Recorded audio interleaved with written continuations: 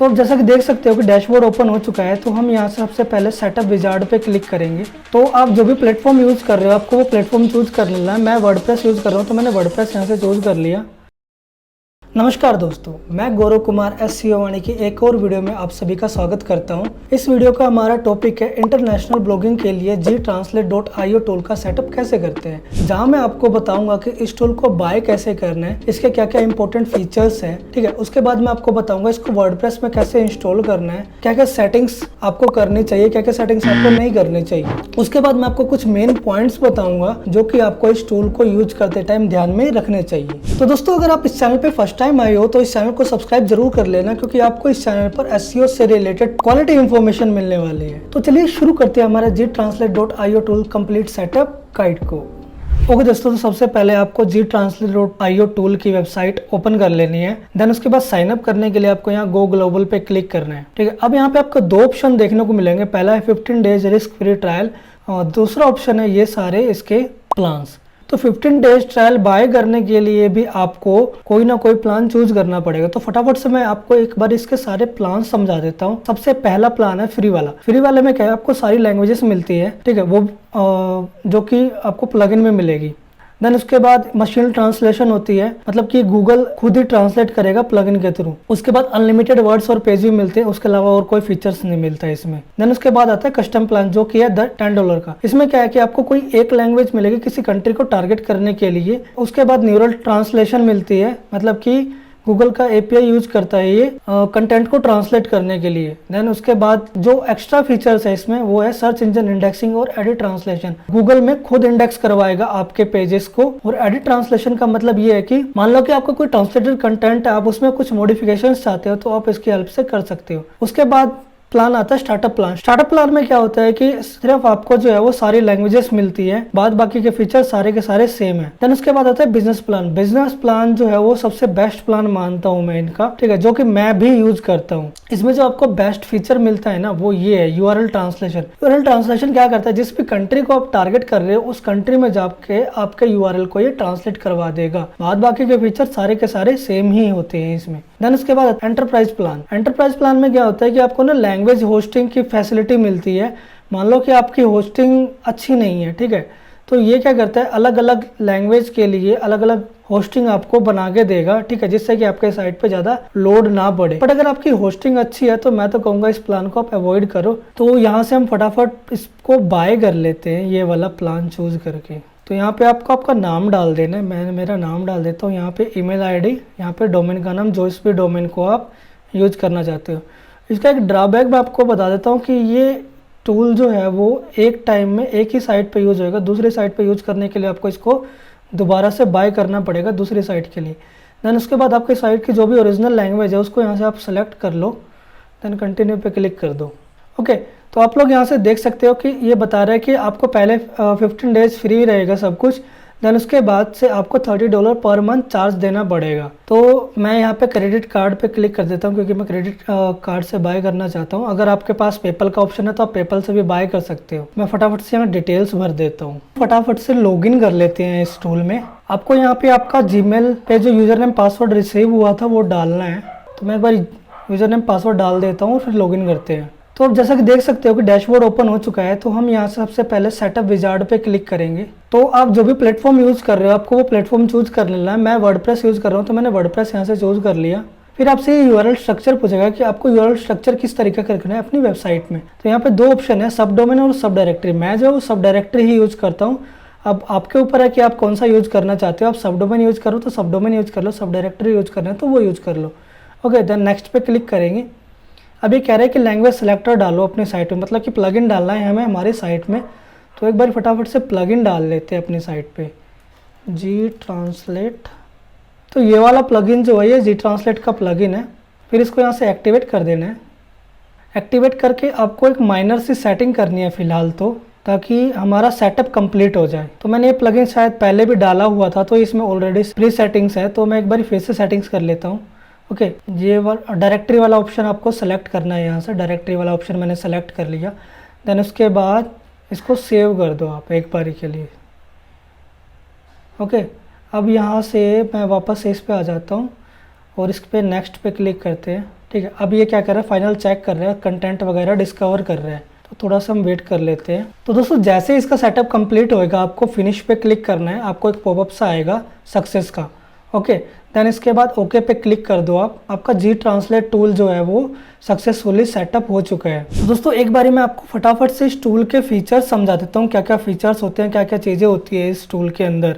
Okay, तो अभी मैंने सबसे पहले सेटिंग पे क्लिक किया, तो सेटिंग में दिखाता हूँ कि क्या क्या चीज़ें होती है। सबसे पहला www कॉन्फ़िगरेशन। अगर आप इसकी साइट को इस वर्जन में ओपन करना चाहो तो इस वर्जन में रख सकते हो। ट्रांसलेटेड फ्रॉम का मतलब है किस लैंग्वेज से ट्रांसलेट कर रहे हो, इंग्लिश है तो इंग्लिश से कर रहे हैं हम। यूआरएल ट्रांसलेशन इनेबल रखना है या डिसेबल रखना है, ये वो चीज़ है। तो मैं इनेबल ही रखूँगा यूआरएल ट्रांसलेशन को, क्योंकि मेरी यूआरएल भी ट्रांसलेट होनी चाहिए। ऑटोमेटिक ट्रांसलेशन आपको इनेबल रखनी है, सेंट्रलाइज्ड ट्रांसलेशन आप इनेबल रखनी है। तो सेंट्रलाइज्ड ट्रांसलेशन होती क्या है, मतलब ये अलग से डेटाबेस बनाता है आपके ट्रांसलेटेड कंटेंट के लिए। उसके बाद ये कैसे आपको रिमूव करते रहना है जब भी आप अपनी साइट में चेंजेस वगैरह करोगे। देन उसके बाद है स्किप ट्रांसलेशन। अगर आपको कोई पैराग्राफ स्किप करना है, आप चाहते नहीं कि भाई इसको आप ट्रांसलेट करें ये टूल, तो आप यहाँ से ऐड कर सकते हो। अगर आप पूरे के पूरे पेज को ट्रांसलेट नहीं करना चाहते तो आप यहाँ से ऐड कर सकते हो। देन उसके बाद है फाइंड एंड रिप्लेस। भाई आपको अगर आपके कंटेंट में कुछ ढूंढ के हटाना या ऐड करना है तो आप यहाँ से वो चीज़ कर सकते हो। देन उसके बाद आती है एडवांस सेटिंग। ठीक है, ये हमारे कोई काम की नहीं है बाकी तो, बट अगर आपको अलग से कुछ CSS वगैरह ऐड करनी हो तो आप यहाँ से कर सकते हो। देन उसके बाद एनालिटिक्स आता है। एनालिटिक्स में जो है वो आपको सारा का सारा डेटा बताएगा कि किस किस कंट्री से आपको ट्रैफिक आ रहा है। यहाँ पे आप देख सकते हो वीकली, मंथली, क्वार्टरली, ईयरली। बाकी ये चीज़ सेम है जो अभी मैंने आपको सेटिंग में बताई है। ओके, यहाँ पे आप कोई भी टेक्स्ट सर्च कर सकते हो उसको ट्रांसलेटेड कंटेंट में चेंजेस वगैरह करने के लिए। अगर आपके ट्रांसलेटेड कंटेंट में कोई प्रॉब्लम आ रही है तो यहाँ से आप URL फाइंड करके उसको ठीक कर सकते हो। इम्प्रूव ट्रांसलेशन वही है जो मैंने अभी आपको बताई है। देन उसके बाद आती है एडिट हिस्ट्री। एडिट हिस्ट्री में क्या है कि मतलब आपको यहाँ पे चेंजेस दिखेंगे, मतलब जो भी आप अपने इस टूल में करोगे। DNS चेक कर सकते हो आप कौन कौन सी कंट्रीज़ के DNS लगे हुए हैं आप यहाँ पे। ओके, कोलैबोरेटर्स में क्या होता है कि आप किसी पर्सन को ऐड कर सकते हो जो कि आपके वेबसाइट को मैनेज कर रहा है या फिर आपके वेबसाइट पे काम कर रहे हो, उन सारी चीज़ों को। फिर आता है बिलिंग सेक्शन। अब बिलिंग सेक्शन में क्या है, आपको यहाँ पे आपका प्लान दिखेगा, जो भी प्लान आप करंट में यूज कर रहे हो। अगर आपको ये प्लान अच्छा नहीं लग रहा तो आप यहाँ से इसको कैंसिल भी कर सकते हो। ओके दोस्तों, तो अब बात आती है कि इस टूल को सेटअप करने के बाद अब वर्डप्रेस में क्या क्या सेटिंग्स करनी चाहिए। देखो दोस्तों, इस टूल को यूज करते टाइम मैंने ना बहुत सारी डिफिकल्टीज फेस की थी। सबसे बड़ी डिफिकल्टी थी डुप्लीकेसी की, डुप्लीकेट कंटेंट इशू का आना, ठीक है, यूजर कैनोनिकल इश्यूज आना। तो ये सारी चीजों को अवॉइड करने के लिए मैं आपको कुछ सेटिंग्स बताऊंगा जो कि आपको आपके माइंड में रखनी है ताकि आप लोगों को ये इश्यू फेस ना करना पड़े। तो आओ मैं आपको दिखाता हूँ कि कौन कौन से सेटिंग्स आपको करनी चाहिए। ओके दोस्तों, तो मैंने अपना डैशबोर्ड ओपन कर लिया है। डैशबोर्ड ओपन करने के बाद यहाँ से आपको जी ट्रांसलेट वाला प्लगइन ओपन कर लेना है। यहाँ पे आप विजिट ऑप्शन देख सकते हो कि विजिट का लुक कैसा होना चाहिए, तो आप अपने हिसाब से यहाँ पे लगा सकते हो। ठीक है, मैं फ्लोट ही रहने देता हूँ। ओके, ट्रांसलेटेड फ्रॉम में क्या होता है, किस लैंग्वेज से आप ट्रांसलेट करना चाहते हो अपनी वेबसाइट को। तो मेरी साइट इंग्लिश में है तो मैं इंग्लिश से ट्रांसलेट करता हूँ।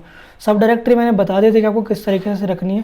देन उसके बाद है URL ट्रांसलेशन इनेबल, तो इसको यहाँ से इनेबल कर दो आप। अब उसके बाद है href टैग्स। href टैग और URL ट्रांसलेशन, यही दोनों चीज़ है जो कि आपके कंटेंट की डुप्लीकेसी का कारण बनती है। तो इन दोनों में से आपको कोई एक ऑप्शन ही इनेबल रखना है। दोनों इनेबल रखोगे तो डुप्लीकेसी आएगी ही आएगी। ऐसा क्यों होता है वो मैं आपको दिखाता हूँ। ये मेरा URL है जो कि इंग्लिश लैंग्वेज में है, तो सबसे पहला URL तो ये इंडेक्स होएगा गूगल में। और अगर आप href टैग इनेबल करते हो तो गूगल में ऐसा URL बनेगा और ये भी इंडेक्स हो जाएगा। अगर आप URL ट्रांसलेशन इनेबल करते हो तो गूगल में एक और URL इंडेक्स होएगा जो कि इस टाइप का होगा। अब गूगल को साइन जाएगा कि भाई बंदे की साइट पे एक ही कंटेंट है बट उसके 3 वेरिएशंस कैसे इंडेक्स हो रखे हैं, तो वो आपको मारेगा डुप्लीकेसी का एरर। ठीक है, तो इस प्रॉब्लम को सोल्व करने के लिए मैंने बात की थी इनके कस्टमर सपोर्ट में। उन्होंने मुझे क्या बोला था वो देखो आप लोग। देखो, इन्होंने मेरे को बोला कि भाई URL ट्रांसलेशन को आप डीएक्टिवेट मत करो, ठीक है, क्योंकि ये मतलब कि अच्छी चीज़ है। ठीक है, आपको जो डिसेबल करनी है वो href टैग को डिसेबल करनी है। तो ये चीज इन्होंने मेरे को बताई, तब जाके मेरा डुप्लीकेसी का एरर या फिर यूजर कैनोनिकल वाला प्रॉब्लम सोल्व हुआ था। ओके, तो ये चीज आपको बहुत ज्यादा ध्यान में रखनी होती है। ठीक है, तो मैं यहाँ से href वाला टैग इनेबल नहीं करूंगा। अगर आपकी ई कॉमर्स का यूज कर रहे हो तो आप यहाँ से इसको इनेबल कर सकते हो। नेटिव नेम्स में क्या होता है कि आपको यहाँ पे ये जो DE दिख रहा है फ्लैग के साथ, ये चीज़ यहाँ पे दिखती है अगर आप नेटिव को इनेबल करते हो। Auto switch to browser language में क्या होता है कि आप जिस भी लैंग्वेज में आप करंटली हो ब्राउजर, उसी लैंग्वेज में आपको दिखेगी। तो आप अगर आपको यहाँ से इनेबल करना है तो कर लो। देन इनेबल CDN, अगर आप CDN यूज़ करते हो तो आप CDN इनेबल कर लो। कहाँ पे दिखाना है ये आप यहाँ से डिसाइड कर सकते हो। ठीक है, फ्लोटिंग सेलेक्टर है कि भाई किधर दिखाना है, लेफ्ट में दिखाना है, राइट में दिखाना है, किस तरफ दिखाना है। ओके, फिर ये CSS की क्लास है, आप देख लो। अगर आपको कुछ कस्टम डिज़ाइन करना है तो वो आप कर सकते हो। बाकी सब तो ऐसे ही है। उसके बाद देखो आपको कौन कौन सी लैंग्वेज रखनी है, आप यहाँ से सेलेक्ट कर सकते हो। मैंने अपने केस स्टडी में बताई है कि आपको किस किस लैंग्वेज में काम करने चाहिए, तो आप वो लैंग्वेज यहाँ से सेलेक्ट कर लो। ठीक है, देन उसके बाद आप यहाँ पे सेव चेंजेस पे क्लिक कर दो। That's it.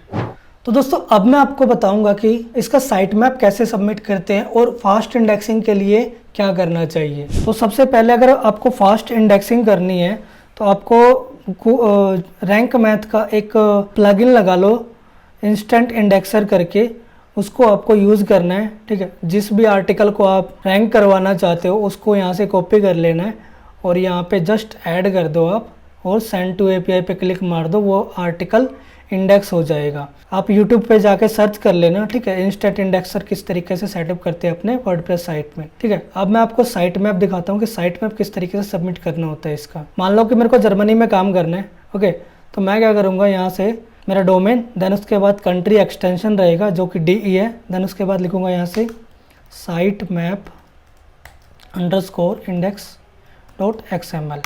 यहाँ से मैं सबमिट मार दूंगा। उसके बाद इस वाले पार्ट को मैं कॉपी कर लूँगा यहाँ से, फिर मैं मेरा सर्च कंसोल ओपन करूँगा यहाँ से, और उसके बाद मैं साइट मैप में जाऊँगा। यहाँ पे मैं इसको एंटर कर दूँगा और देन सबमिट पे क्लिक कर दूँगा।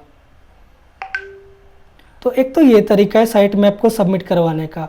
अब मान लो कि आप किसी स्पेसिफिक कंट्री में काम करना चाहते हो और उसी कंट्री के कीवर्ड्स चेक करना चाहते हो, वर्ल्ड वाइड चेक नहीं करना, तो उसका एक तरीका और है कि आप यहाँ से ऐड प्रॉपर्टी में जाओ। आपको जिस कंट्री में काम करना है, ठीक है, मान लो कि अब मेरे को मान लो कि फ्रांस में काम करना है। ओके, तो मैं क्या करूँगा, यहाँ से फ्रांस का एक्सटेंशन लूँगा, इसको यहाँ से कॉपी कर लूँगा, यहाँ पे कंटिन्यू पे क्लिक करूँगा। ये प्रॉपर्टी को वेरीफाई कर रहा है। जैसे ही प्रॉपर्टी को वेरीफाई करेगा हमें गो प्रॉपर्टी पे जाना है।